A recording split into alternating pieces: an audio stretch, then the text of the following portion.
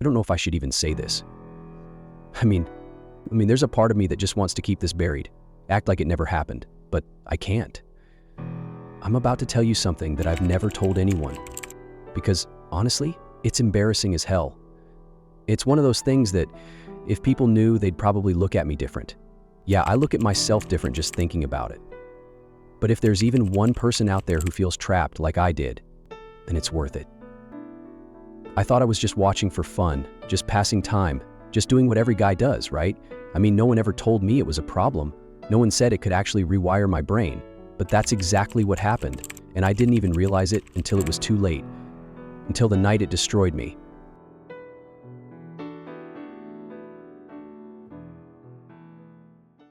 It's crazy how it starts, man. One day, you're just a kid. You're curious, you hear people talk about it, so you check it out. And it's exciting, right? No big deal. Everyone does it. And at first, it's nothing. It's like eating junk food. You know it's not great for you, but it's harmless. Or at least, that's what I thought. But the thing about junk food, you don't feel the damage right away. It tastes good. It gives you that little dopamine rush. And you think, what's the harm? Until one day you wake up and you realize it's part of you. I didn't notice when it happened. It just became routine, a part of my day. Like brushing my teeth. Except this was different, because before I even realized it, it was the first thing I thought about when I woke up, and the last thing I did before I fell asleep. It was comfortable. It was easy, and I thought I had control, but I didn't, not even close. It's funny, I always told myself I could stop anytime I wanted, but I never even tried, because why would I? It didn't feel like a problem. It felt normal. It felt harmless. Until I started noticing things about myself. Little things, at first. I stopped making eye contact with people. I didn't even realize it, but every time I talked to someone, especially a girl, my eyes would dart away, like I was hiding something, and I was. Then there was the boredom, the restlessness. Things I used to enjoy, hanging out with friends, playing basketball, even just sitting outside. None of it felt the same. It was like my brain had been rewired to only look forward to one thing. And the worst part, I thought I was fine. I didn't feel guilty. I wasn't addicted or anything. I was just doing what every guy does, or at least that's what I told myself. But then things started getting worse. See, when you do something over and over, your brain starts craving more. That same thing that used to give you a high, it's not enough anymore. So you go deeper. You start watching things you never thought you'd be into. Things that if someone had told you years ago, you would have laughed and said, nah, I'd never watch that. But you do. And you don't even question it, because at this point, it's not about what you want. It's about what your brain has been trained to expect. And that's where I was, watching things that deep down, I knew weren't normal. Things that made me feel off, but I kept watching anyway. And the real world, it didn't compare. It couldn't. No real person could compete with what my brain was now wired to crave. I started avoiding people without even meaning to. I stopped going out as much. I'd make excuses. I'm tired. I've got work to do. But the truth? I just didn't have the energy to be around people anymore. And girls, forget about it. I wasn't confident, I wasn't myself. I saw them and my brain didn't know how to react. I couldn't talk to them without overthinking, without comparing, without making everything weird in my own head. I didn't even see them as people anymore. I saw them as something to be used. And that realization, that scared the hell out of me. But I still didn't stop, because stopping meant facing something I wasn't ready for. Until one night, everything changed. There's a moment in life when you realize you've lost control. You don't see it coming. It just hits you. And when it does, it changes everything. For me, it happened on a night that should have been one of the best of my life.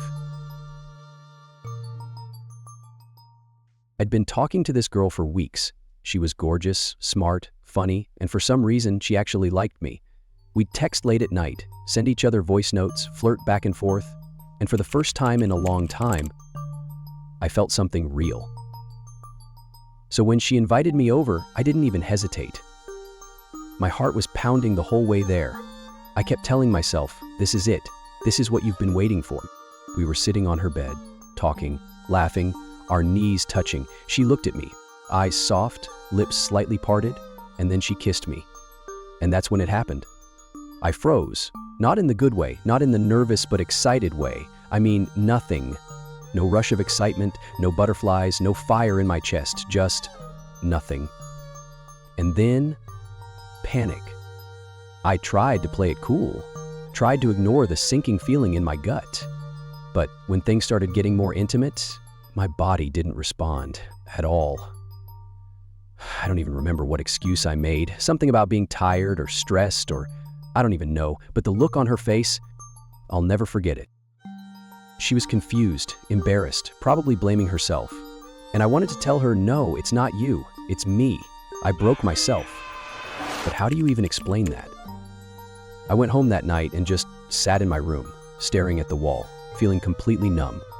And then it hit me. All those nights, all those videos, all those times I told myself, just one more, then I'll stop. They led to this. I had trained my brain to only react to a screen. I had rewired my body to crave pixels, not real connection. And now, when it actually mattered, I couldn't feel a damn thing.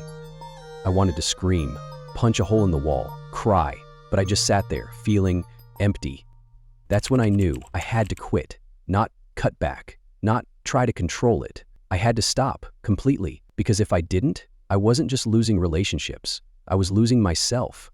Quitting wasn't a decision, it was a war against my own brain, my own habits, my own damn self. And I didn't realize how deep I was in until I tried to stop. Day one, fine, felt a little restless, but nothing crazy. By day two, the craving started.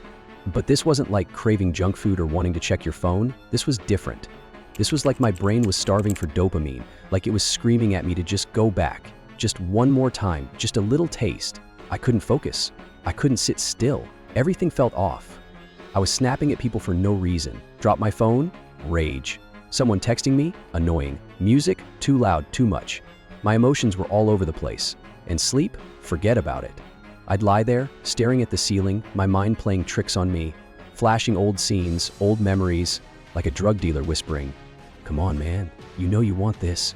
That's when I realized this wasn't just a habit, this was an addiction. By week 2, I thought things would get easier.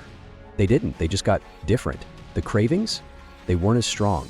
But now, there was something worse. Nothing felt good anymore. Food didn't taste the same. Music didn't hit like it used to. Hobbies? Pointless. My brain had been so used to getting its dopamine fix from a screen that real life felt dull. And then came the doubt. What if I'm just like this now? What if I never feel normal again? What if this isn't withdrawal? What if this is just who I am? That's when the real demon showed up. Self-doubt.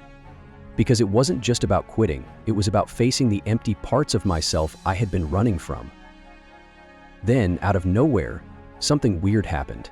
I was walking outside, just lost in my thoughts. And for the first time in years, I actually noticed the sun, the wind, the sound of birds, the way the world felt alive. And for the first time, I looked at a girl, not as an object, not as a fantasy, but as a real person. It wasn't instant, it wasn't dramatic, but I felt something I hadn't felt in a long time. Presence. That's when I knew my brain was healing. By the 4th week, I felt, different. More clear-headed, more grounded. I wasn't forcing myself to be confident, I just was. I wasn't chasing validation. I wasn't looking for an escape. I was just here.